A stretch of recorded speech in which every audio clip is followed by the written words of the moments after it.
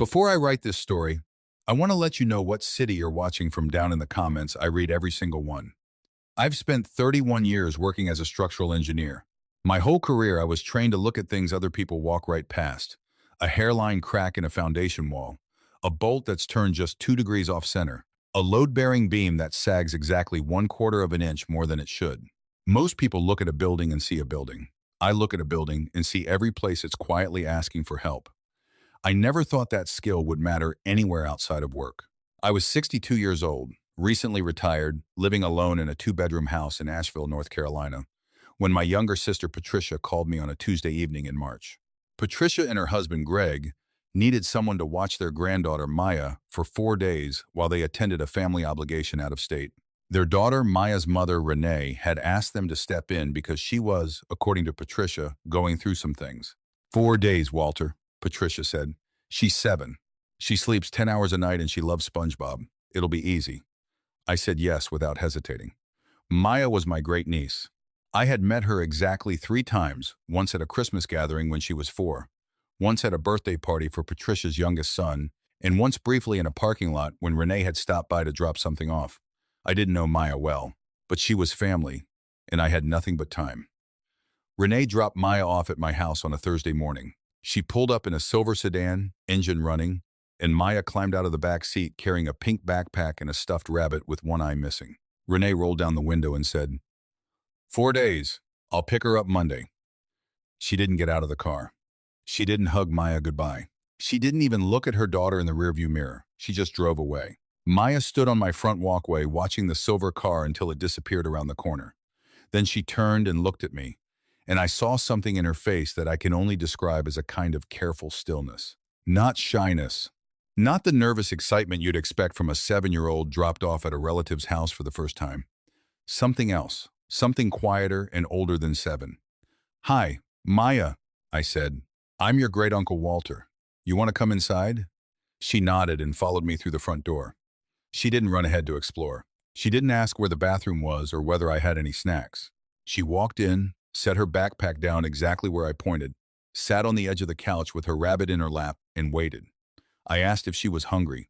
She said, I'm okay. I asked if she wanted to watch TV. She said, whatever you want. I asked if she wanted to see her room. She stood up immediately, like she'd been given an instruction. I showed her the guest room, a simple room, nothing fancy. A full-size bed with a blue quilt, a small dresser, a window that looked out over the backyard. She stood in the doorway and looked at the room for a long moment without going in. Is this just for me? She asked. For the next 4 days, I said. It's all yours. She looked at me then, just for a second, and something moved across her face that I couldn't quite name.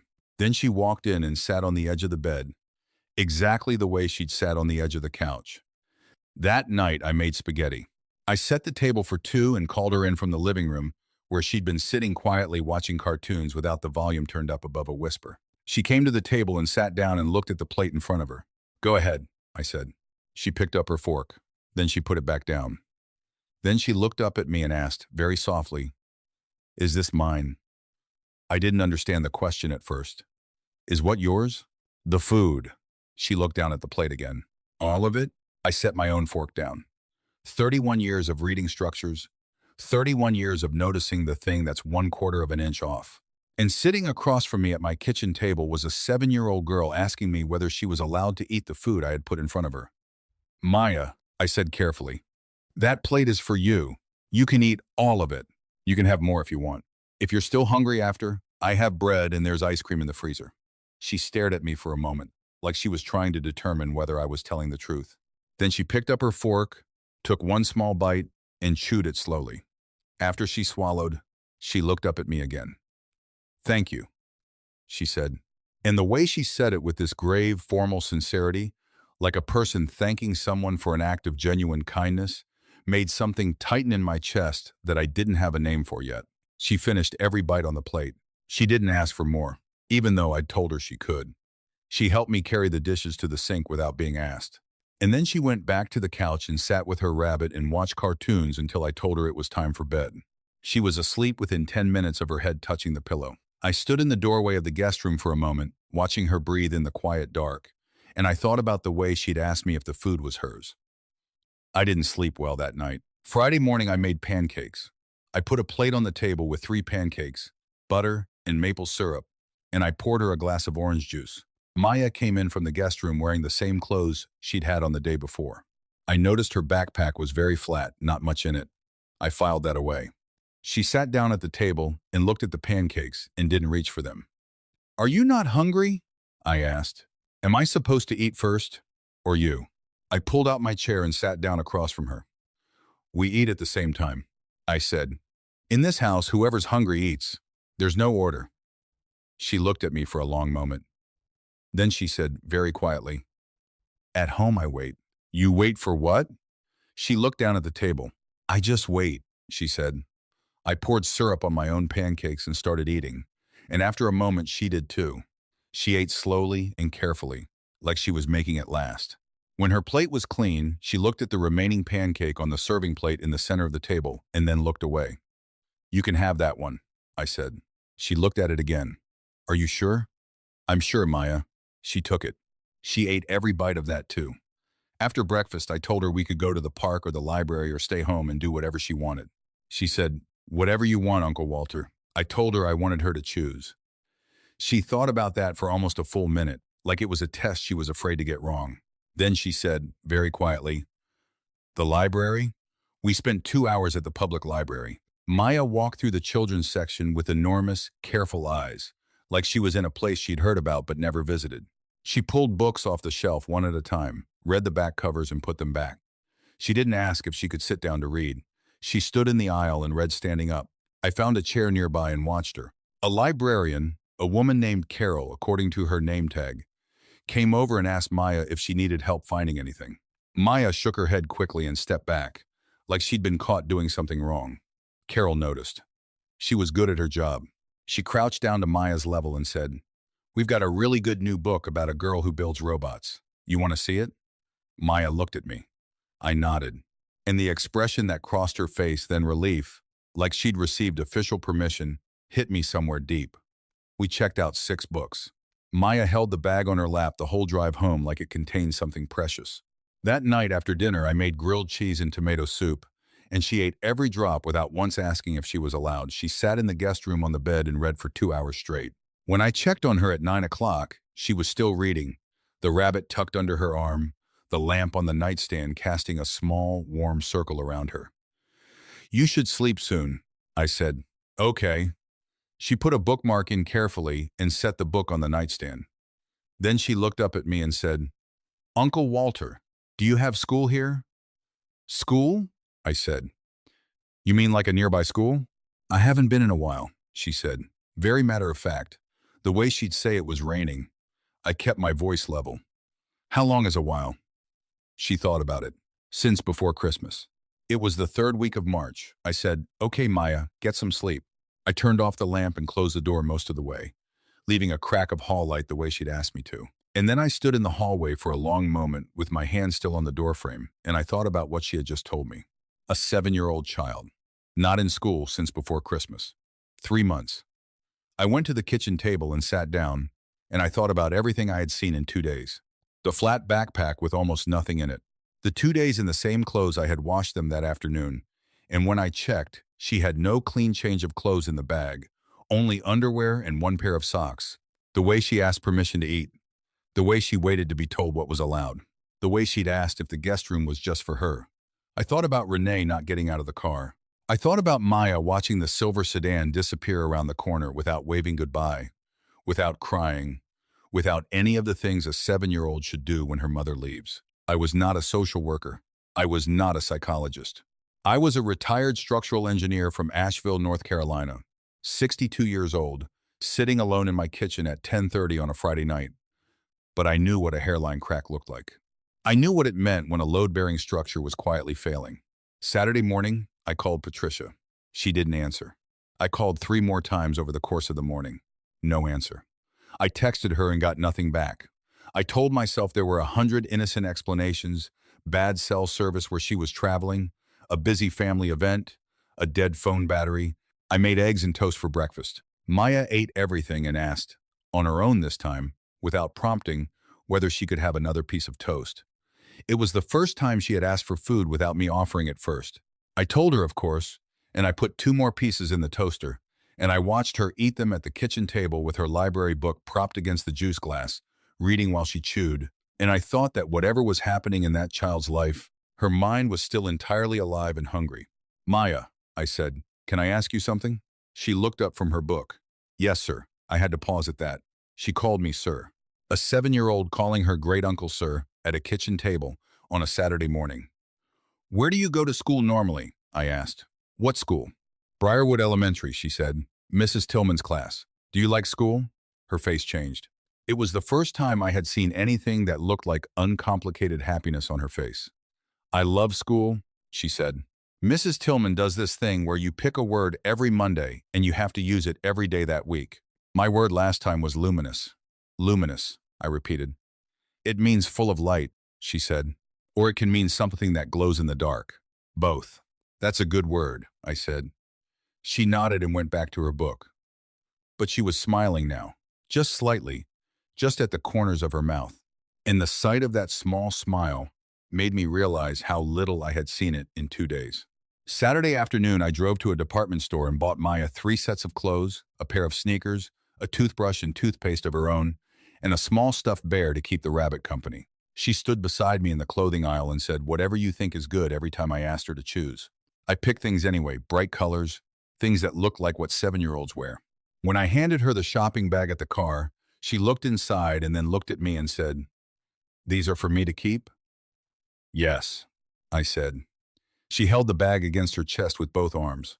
That evening, while Maya was in the bath, her first real bath in the time she'd been with me, I realized, because she'd only taken very quick showers the first 2 days, as if she was afraid to take up too much hot water. I went through her backpack properly for the first time. There was almost nothing in it. The one-eyed rabbit, which apparently traveled everywhere with her. A single library book, badly overdue by the stamp on the inside cover, checked out in November from a branch library across town, which meant she had been carrying it for over 4 months. A granola bar wrapper, empty. A folded piece of paper. I unfolded the paper. It was a letter, printed on Briarwood Elementary School letterhead, dated January 9th. It was addressed to the parents of Maya Christine Dowell. It stated that Maya had been absent since December 19th and requested that a parent or guardian contact the school to provide documentation of the absences. It listed a phone number and an email address. At the bottom, in handwritten pen, someone had added, "We are concerned about Maya. Please reach out. K. Tillman, Mrs. Tillman," the word teacher. The letter had been folded and placed in Maya's backpack, which meant either Renee had put it there or Maya had found it somewhere and kept it herself. I refolded the letter carefully and put it in my shirt pocket. Maya came out of the bathroom in her new pajamas, blue ones, with small white stars, and said goodnight and went to the guest room. I heard her settle into the bed. I heard the small sounds of her arranging herself and her rabbit, then quiet. I called Patricia again. This time she answered, "Walter, I'm sorry, it's been such a hectic." "Patricia," I said, "how much do you actually know about Maya's day-to-day life?" A pause. "What do you mean?" "I mean, when did you last see her?" "Before last Thursday." Another pause. Longer. "Renee doesn't always. She keeps to herself. You know how she is." "Patricia, Maya hasn't been in school since December. She came here with almost no clothes. She asked me if she was allowed to eat the food I put in front of her." Silence. "Clothes." "Patricia." "Walter, I didn't know." "I know you didn't," I said. "I'm not calling to blame you. I'm calling because I need to know what's happening in that house." What Patricia told me over the next 40 minutes came out in pieces. Renee, her daughter, had been struggling for a long time. A relationship that had ended badly. Money problems. Moving around a lot. Maya's father had not been in the picture for several years. Patricia had tried to help when she could, but Renee was proud and resistant, and their relationship had become strained. Patricia had not actually been inside Renee's current apartment. She had seen Maya 4 months ago at a distance, at a family gathering. Maya had seemed quiet. Patricia had thought she was just shy. "What's the address?" I asked. "Walter." "The address, Patricia." "Where does Renee live right now?" She gave me an address in a neighborhood on the east side of the city. A zip code I knew. Not a dangerous area. Not affluent either. Apartment complex. I need you to do something for me, I said. I need you to call Renee and find out when she's coming back. The story was Monday, but I need you to verify that. Of course, Patricia said. Walter, is Maya? Maya is safe, I said. She's sleeping in the guest room in her new pajamas and she's reading library books, and she asked me what luminous means. I heard Patricia let out a breath. Thank you, Walter. Don't thank me yet, I said. Let's find out what we're dealing with first. Sunday morning, Maya woke up before me. I came downstairs at 7:15 and found her sitting at the kitchen table with one of her library books, waiting. She hadn't gotten herself anything to eat. She was just sitting there, waiting for permission. I stood in the kitchen doorway for a moment and looked at her, this small, careful, serious child with her rabbit under one arm and her book open in front of her, sitting in a patch of morning light, and I made a decision. Maya, I said, come here a minute. She closed her book and came to stand in front of me. I crouched down so I was at her eye level. She looked at me with that watchful, measured expression. In this house, I said, you don't have to ask permission to eat. If you're hungry, you open the fridge and you get something. If you want juice, you pour yourself juice. If you want cereal, the cereal is in the cabinet above the toaster, and the bowls are in the cabinet to the right of the stove. This is your house for as long as you're here. Do you understand me? She nodded slowly. Can you tell me back what I just said? She thought for a moment, then said, if I'm hungry, I can just eat. I don't have to ask. That's right, I said. You don't have to ask. Now, what do you want for breakfast? She looked at me for a moment. Then she went to the cabinet, took out the cereal, found a bowl, poured herself a serving. She looked at the milk in the fridge door, took it out, poured it. She carried the bowl to the table, climbed into her chair, and started eating. And she was crying. Silently, without making any sound, tears running down her face while she ate her cereal. I sat down across from her and didn't say anything. After a minute, she looked up at me. I don't know why I'm doing this, she said. It's okay, I said. Keep eating. She wiped her face with the back of her hand and kept eating. Patricia called at 11 that morning. Her voice was careful in the way voices get when they're trying not to transmit alarm. I reached Renee, she said. And? She's not coming Monday, Walter. She said she needs a few more days. She said maybe the end of next week. I let that sit for a moment. She told me 4 days, Patricia. She told you 4 days. We are now at day 3 and she's saying another week minimum. I know. Has she asked about Maya once? A long pause. She asked if she was behaving. I closed my eyes briefly. All right, I said. I need you to do one more thing. I need the name of the pediatrician on record for Maya. School health forms. Something. Can you get that? I'll try. I spent Sunday afternoon with Maya in the backyard.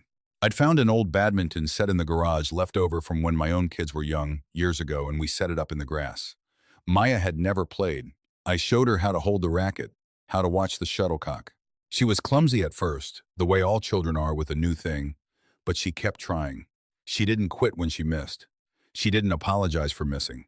And about 40 minutes in, she hit a perfect shot, a clean, crisp arc right over the net, and she looked at the shuttlecock landing on the grass on my side. And she laughed. I want to tell you something about that laugh, friends.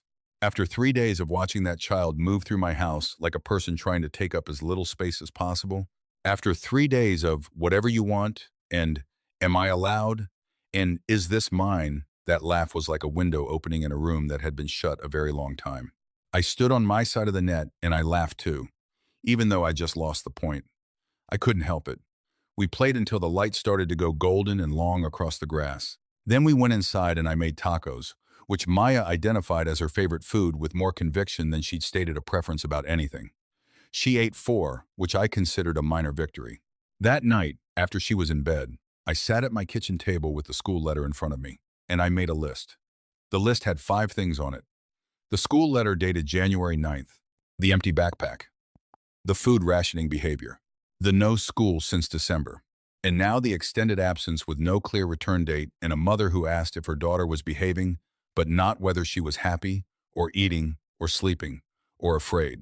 5 items. In my engineering work, 5 stress indicators in a single structure was not a coincidence. It was a pattern, and patterns meant something was wrong at the foundation. Monday morning, I called Briarwood Elementary before Maya was up. I asked for Mrs. Tillman. I was transferred twice. She answered on the second ring, and when I told her who I was and why I was calling, She went quiet for a moment in the careful way that told me she had been waiting for someone to call. Maya is one of my best students, she said. She has a reading level 2 grades above her age. She's kind to other children. She has a wonderful vocabulary. A pause. When she stopped coming in December, I sent a letter home. I called the number on file 3 times. I filed a welfare concern report with the district in January. What happened with the report? I asked. A caseworker was assigned, she said. But if the family moves, if there's no response, it can get lost in the system. I never stopped worrying about her. I'm glad you called. I told her Maya was safe and eating and reading library books. I heard Mrs. Tillman breathe out, a long, slow breath. Will she be coming back? She asked. I don't know yet, I said, but I'm working on it. I called my own daughter next. Her name is Christine. She's 34, and she's a family law attorney in Charlotte. I explained the situation. She listened without interrupting. When I finished, she was quiet for a moment, then said, Dad, you need to document everything. Write down dates, observations, what she said, and when. Save that school letter. And if the mother isn't back by whenever she said, you have grounds to request emergency guardianship. Guardianship, I said. Temporary, to start. But yes, another pause. Dad, you said she asked if she was allowed to eat the food. She did. Then you already know what this is. I did. I think I had known since Thursday evening when a 7-year-old girl stood on my front walkway and watched her mother's car disappear without waving goodbye. I had known since she sat on the edge of my couch with her rabbit in her lap and waited to be told what she was allowed to do. I had just needed a few days to gather the evidence, to make sure the hairline crack was what I thought it was. Tuesday arrived and no word from Renee. Wednesday the same. I texted Patricia, who texted Renee, who replied with soon and nothing else. Maya and I had settled into a routine. Library in the mornings, if she wanted. Backyard in the afternoons. Dinner together, which she now helped me cook. She had a genuine interest in the kitchen, stirring things carefully, reading the labels on spice jars. At night she read until I told her it was time for lights out, and she always said, okay, Uncle Walter, and put the bookmark in and closed the book. She had stopped asking if she was allowed to eat. She still said please and thank you with a formality that sometimes broke my heart, but she'd stopped waiting for permission before every bite. On Wednesday evening, while I was washing the dinner dishes and Maya was at the kitchen table doing what she called word practice, she had asked me to give her one new word every day, the way Mrs. Tillman did. My cell phone rang. It was a number I didn't recognize. I dried my hands and answered. Is this Walter Greer? A woman's voice. Professional tone. It is. Mr. Greer, my name is Sandra Okafor. I'm a child welfare investigator with the County Department of Social Services. I'm calling regarding Maya Christine Dowell. We received a referral from Briarwood Elementary in January, and we've been trying to locate Maya and her mother. Are you currently in contact with Maya? She's sitting at my kitchen table, I said. A brief pause. Is she safe and well? She's safe, I said. And she's getting well. I think she's been without a lot of basics for a while. I have documentation. Mr. Greer, Sandra Okafor said, and her voice shifted just slightly. Would it be possible for me to come by tomorrow? Yes, I said. Come for breakfast. I'll make enough for 3. Sandra arrived at 8:30 Thursday morning. She was a compact, no-nonsense woman in her 40s who asked to speak with Maya alone after a few minutes, which I agreed to, and I went to sit on the back porch while they talked in the living room. I don't know everything they said. I know it lasted about 25 minutes. I know that at one point I could hear Maya's voice get quiet in the way it did when she was trying to answer something carefully. When Sandra came outside to where I was sitting, she had the school letter in her hand. I'd shown it to her earlier, and she looked at me for a moment without speaking. She told me she's been sleeping on a couch, Sandra said. She told me that there are days when there's not a lot of food. She told me that sometimes her mother leaves for a long time, and there's a neighbor who checks on her. A pause. She's 7, Mr. Greer. I know. She told me you let her get her own cereal, Sandra said. She said that was the first time she ever did that. I didn't say anything. She also told me her word for today was steadfast, Sandra said. She used it in a sentence for me. She said, my Uncle Walter is steadfast. We sat with that for a moment, the two of us, on my back porch in the morning light. I called Christine that afternoon and she began the paperwork for emergency temporary guardianship. Renee, when reached by Sandra's office, did not contest it immediately. There were phone calls and forums and conversations I was not part of. Christine handled most of it from Charlotte, driving up on the weekend. Patricia was devastated and helpful in equal measure. She had not known the extent of what was happening, and her grief over that was real. The process was not fast, and it was not simple. Those things rarely are, but it moved. And in the meantime, Maya stayed in the guest room with the blue quilt and the window that looked out over the backyard, and she read her library books and learned her daily words and helped me make dinner and played badminton until the light went long and golden across the grass. On the day the temporary guardianship was approved, 3 weeks after Renee had pulled away in the silver sedan and not looked back, Christine drove up from Charlotte with paperwork and Thai food and a cake she'd bought from the bakery near her office. We sat at the kitchen table, Christine, Maya, and me, and we ate green curry and spring rolls and a cake that said "Congratulations" in pink frosting, which Maya found tremendously funny because she said it looked like someone had written it in a hurry. After dinner, Maya helped clear the table the way she always did now. Then she went to get her library book and settled into the corner of the couch, the rabbit under one arm, the bear I'd bought her under the other. Christine was washing up at the sink. I was putting the leftovers away. And Maya looked up from her book and said, "Uncle Walter?" "Yeah? What's the word for when you feel like something is exactly right, like exactly where it should be?" I thought about it. "Content," I said, "or settled, or maybe at home." She nodded slowly and looked back at her book. "I think I feel that," she said, very quietly, the way she said most things. I have had a lot of moments in 62 years that I would call important. The day I got my engineering license. The day Christine was born. The day I retired and drove home in the afternoon light knowing I was done. But I want to tell you, friends, if you have people in your life who are small and quiet and waiting to be told what they're allowed to do, pay attention. Go slow. Look at the things other people walk past. A hairline crack in a foundation is easy to overlook. It's also the thing, if you don't catch it, that brings the whole structure down. I know what city you're watching from. Tell me in the comments. And if this story moved you today, share it with someone you think needs to hear it. Because sometimes one person noticing, really noticing, is the only thing that changes everything.